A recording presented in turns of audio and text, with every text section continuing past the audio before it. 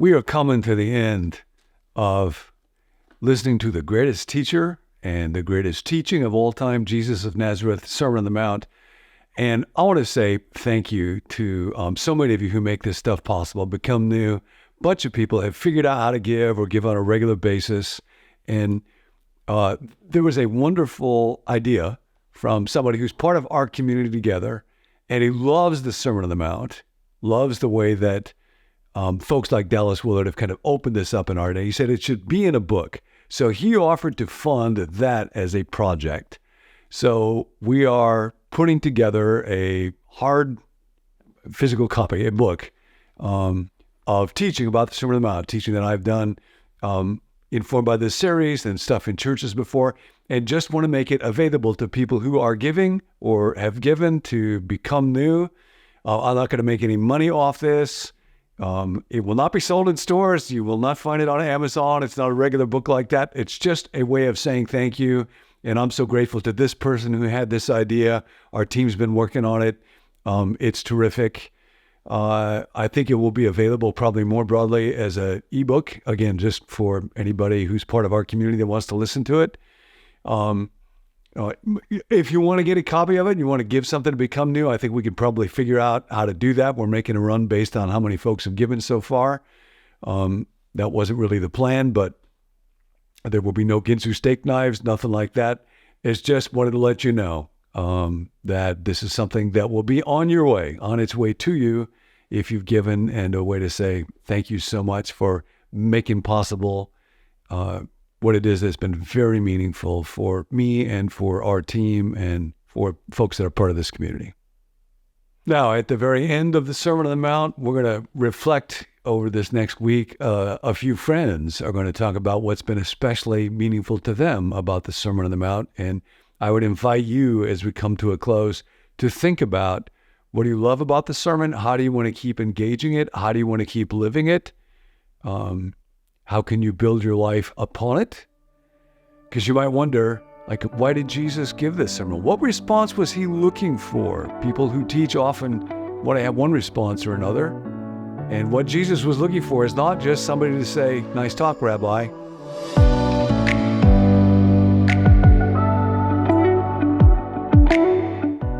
And he's very clear about it at the very end of the sermon. Matthew chapter 7, verse 24. Therefore, in light of all that he has said, everyone who hears these words of mine and puts them into practice is like a wise man who built his house on the rock. The rain came down, the streams rose, and the winds blew and beat against that house, yet it did not fall, because it had its foundation on the rock. But everyone who hears these words of mine and does not put them into practice is like a foolish man who built his house on sand. The rain came down, the streams rose, and the winds blew and beat against that house, and it fell with a great crash. When Jesus had finished saying these things, the crowds were amazed at his teaching, because he taught as one who had authority and not as their teachers of the law. And he came down from the mountain. It's a great scholar, pastor by the name of Earl Palmer, and he wrote that in this parable, as in some of Jesus' parables, the best way to understand it is to identify, because it's really laying two different stories side by side, two different houses side by side. And we have seen Jesus over and over at the end of this sermon to make it real clear, you stand at a crossroads. What will you do? What will you choose?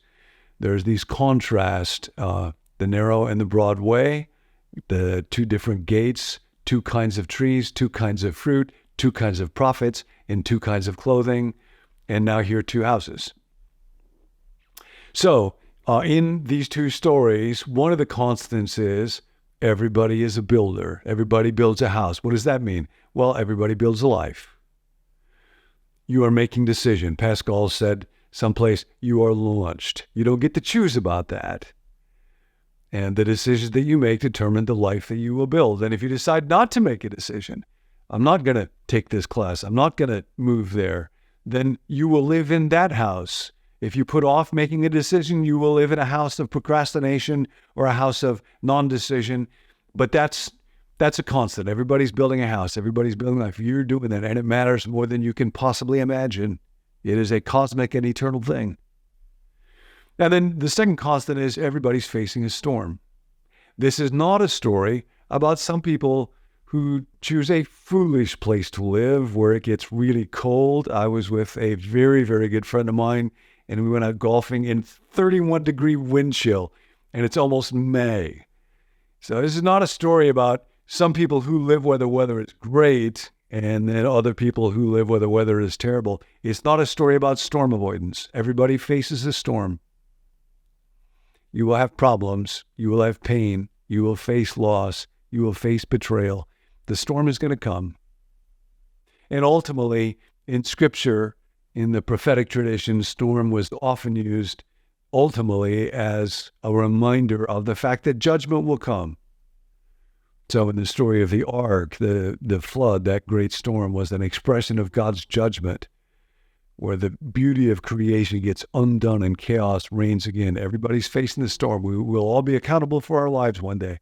So what's the variable? The variable is that one builder builds a house on the rock, and Jesus, in an act of unbelievable audacity, says that's everybody who hears these words, not of Scripture, not of Torah, not of wisdom, not even of God, these words of mine. Jesus knows. He says the most audacious things. He's an incredibly humble man, but he says, everything rides on this one question. Will you put my words into practice? Who else says that? No other teacher says something like that. Everybody who builds their house on these words of mine, puts my word into practice, they're that wise person. And everybody who hears my words and doesn't put them into practice is like the foolish man.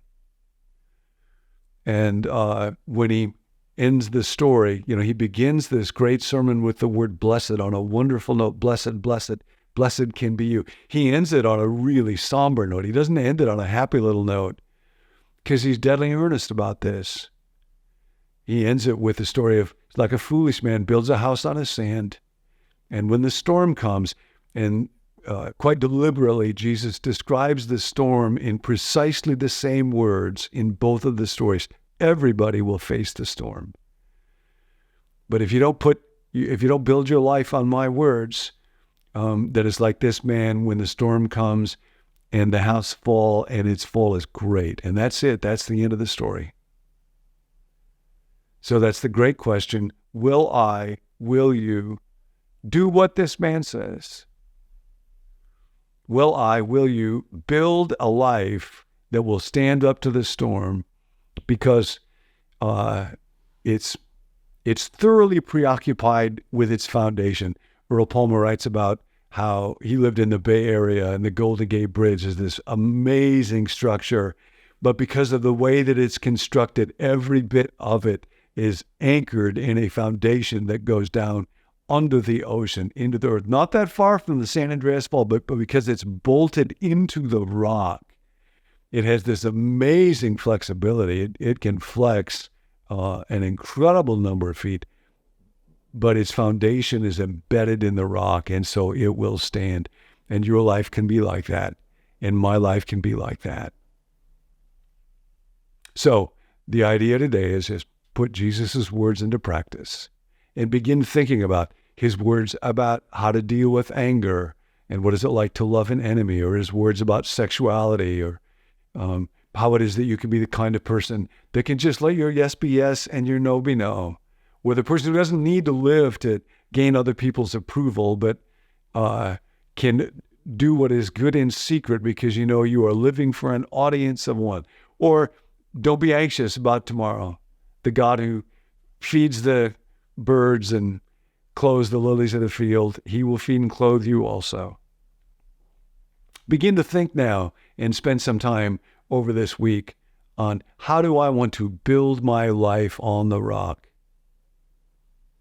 When he's done with the sermon, we're told the crowd's amazed, but that's not what he's looking for.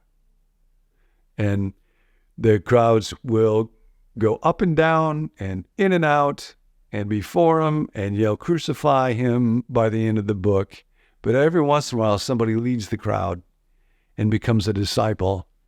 And a disciple is someone who's not just amazed, but who's committed. Says, "I will do what this man says." It's the best opportunity that any human being has ever had. Creatively, humbly, intelligently, with his help and his friendship, I will do what he says. I must have that life. That's life on the rock. That's for you and me. Make it a golden rule day. Hi, I'm Tim. I'm part of the team here at Become New.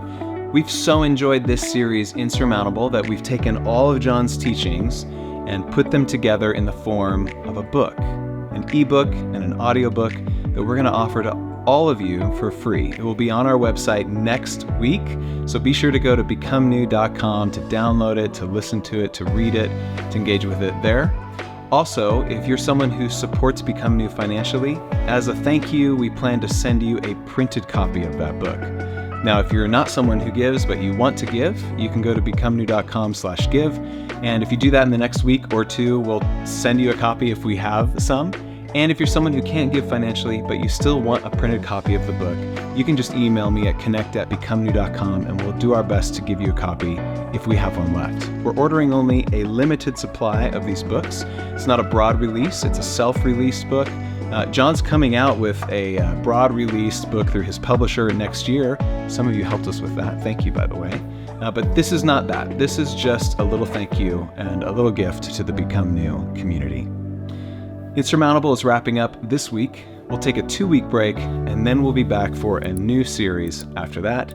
Thanks for joining us. If you've got a prayer request, please text it to us so that we can pray for you. You can text it to the number 855-888-0444.